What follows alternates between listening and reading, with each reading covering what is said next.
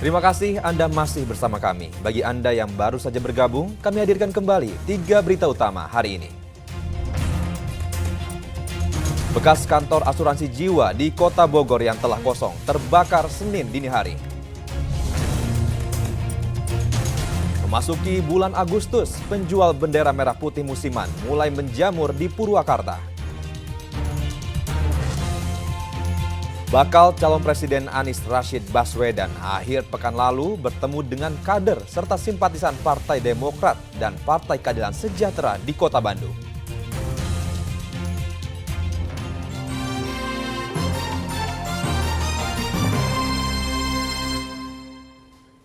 Menteri Koordinator Politik Hukum dan Keamanan Mahfud MD menghadiri haul almarhumin Buntet Pesantren di Kabupaten Cirebon pekan lalu. Mahfud mengingatkan pentingnya mencintai tanah air dimulai dari dalam pesantren.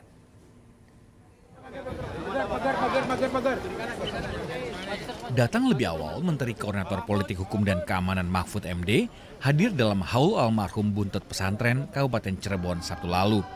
Dalam sambutannya, Mahfud MD mengingatkan semua khususnya wali dan santri pentingnya mencintai tanah air, bangga dan cinta terhadap NKRI yang merupakan suatu kewajiban khususnya untuk anak-anak muda. Di pesantrenlah kecintaan terhadap bangsa dan negara ditumbuhkan seperti pengalamannya dahulu saat menjadi santri. Mahfud MD juga mengingatkan kemerdekaan Indonesia diraih berkat peran besar ulama-ulama terdahulu yang berjuang melawan dan mengusir penjajah. Waqani anta abunli salitun min abawaini waqani anta hayati wa muna nafsi wa aini. Coba ini lagu kecintaan terhadap tanah air itu. Itu apa artinya? Wahai tanah airku, engkau adalah hidupku, gantungan hidupku. Engkau adalah ayah yang ketiga sesudah ayah ibuku, atau orang yang ketiga sesudah ayah dan ibuku. Sebelum menghadiri haul, Mahfud MD juga berkunjung dan memberikan sambutan di Pondok Pesantren Kempek pada Sabtu siang. Usai memberi sambutan, Mahfud kemudian menutupnya dengan mengajak santri Buntet Pesantren untuk bersyalawat. Maruli Habibi melaporkan dari Kabupaten Cirebon. Bakal calon Presiden Baca Pres Anies Baswedan akhir pekan lalu menyambangi Kota Bandung. Hari Minggu bersama dengan Ketua Umum Partai Demokrat Agus Harimurti Yudhoyono atau AHY mengisi acara bersama di Gedung Sabuga ITB Kota Bandung. Dan sehari sebelumnya, Anies juga bertemu dengan anggota dan simpatisan Partai Keadilan Sejahtera di lapangan Tegalega, Kota Bandung.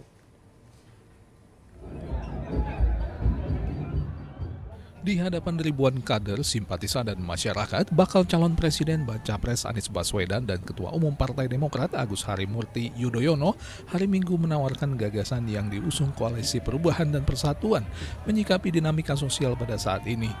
Total ada 14 gagasan dari AHY dan 4 agenda milik Anies yang dinilai harus ditindaklanjuti sesuai harapan dari masyarakat.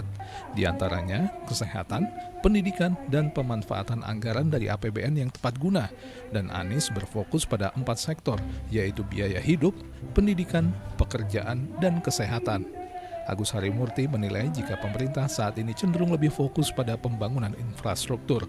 Maka dari itu, pihaknya menggaungkan agenda perubahan dan perbaikan guna menutupi kelemahan yang ada pada saat ini yang belum baik. Sebelumnya, sejak Sabtu lalu, Anies Baswedan juga bertemu dengan kader dan simpatisan Partai Keadilan Sejahtera di lapangan Tegalega, Bandung. Dalam kesempatan tersebut, ia menyoroti perubahan dan perbaikan yang harus dilakukan pemerintah terkait harga bahan pangan, layanan kesehatan, hingga penciptaan lapangan pekerjaan.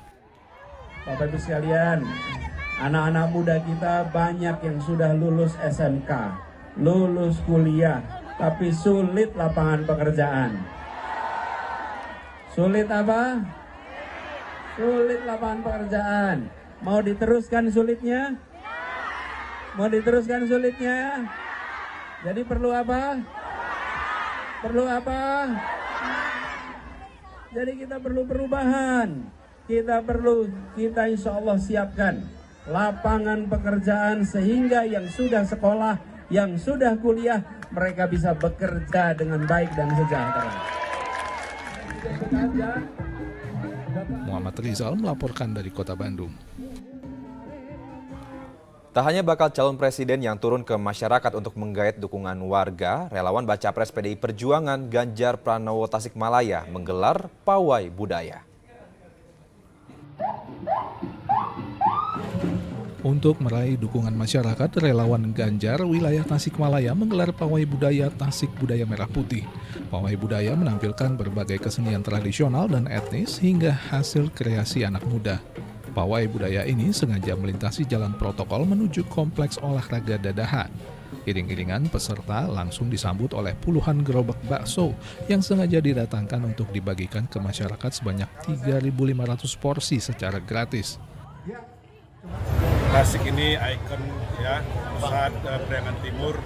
Nah, kebudayaan itu semakin berkembang, semakin eksis ya, dengan banyaknya seniman budaya yang semakin berkarya di Tasikmalaya. Oleh sebab itu kami membuat pendekatan ya, supaya masyarakat Tasikmalaya itu bisa menerima Pak Ganjar dengan cara-cara yang kami persembahkan hari ini dengan pentas seni, dengan lestari budaya. Nah, ini pendekatan yang sangat baik supaya masyarakat Tasikmalaya bisa simpati kepada Pak Ganjar. Selain pawai budaya dan makan bakso gratis, juga diadakan senam bersama dipandu oleh instruktur. Eko Setiabudi melaporkan dari Kota Tasikmalaya. Sampai saat ini belum satupun bakal calon presiden yang mengumumkan siapa bakal calon wakil presiden yang akan mendampingi pada pemilu 2024 mendatang. Salah satu bakal calon wakil presiden yang kerap disebut adalah Sandiaga Salahuddin Uno yang disebut sebagai salah satu kandidat bacawa pres bagi baca pres Ganjar Pranowo. Sandiaga Salahuddin Uno kini menjabat sebagai Ketua Badan Pemenangan Pemilu Partai Persatuan Pembangunan menemui kader dari wilayah kota dan Kabupaten Cirebon Sabtu pekan lalu. Dalam pertemuan yang turut dihadiri Wagub Jabar UU Ruzanul Ulum yang juga merupakan kader partai berlambang Ka'bah tersebut, Sandiaga menekankan pentingnya menggerakkan mesin partai. Ia meminta kader khususnya Bacalek untuk turun dan menemui masyarakat di masing-masing wilayah pemilihannya. Sandiaga Uno yang juga digadang-gadang menjadi bacawa pres Ganjar, baca pres dari PDI Perjuangan mengaku siap jika diminta untuk menjadi calon wakil presiden. Ada sinyal Pak dari komunikasi belum Pak? PDIP sendiri sinyal sejauh mana? Belum ada per hari ini. Kalau diminta mendampingi Ganjar gimana Pak? Seperti yang saya sudah siapkan, apapun putusan pimpinan, saya akan all out untuk mewujudkan. Kalau untuk komunikasi dengan Pak Ganjar, komunikasi apa? Sama Pak Ganjar, saya terus berkomunikasi karena sering berkegiatan. Beliau sebagai gubernur, saya sebagai menteri dalam tugas dan fungsi.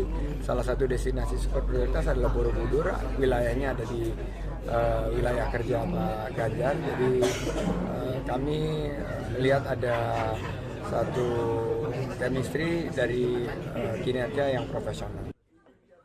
Sandiaga yakin dan optimis partai yang dinaunginya saat ini akan meraih suara maksimal di wilayah Kabupaten Kota Cirebon dan Indramayu.